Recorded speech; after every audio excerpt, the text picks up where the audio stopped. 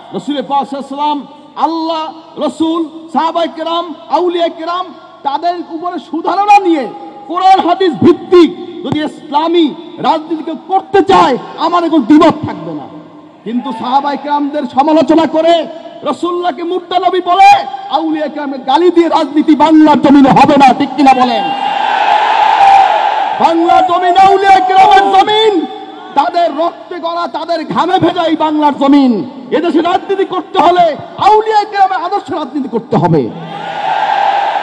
যারা রাজনীতি করেন আদর্শ ভিত্তিক রাজনীতি করেন, আমার কোনো বাধা নাই, আমাদের আপত্তি নাই।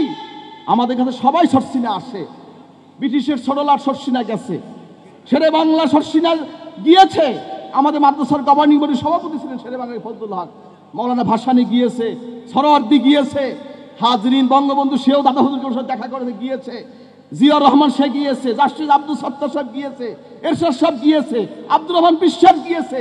সারা পৃথিবীর বিভিন্ন রাষ্ট্রপ্রধানের সাথে তাদের মোলাকাত হয়েছে, দেখা হয়েছে, নসিহত করেছেন।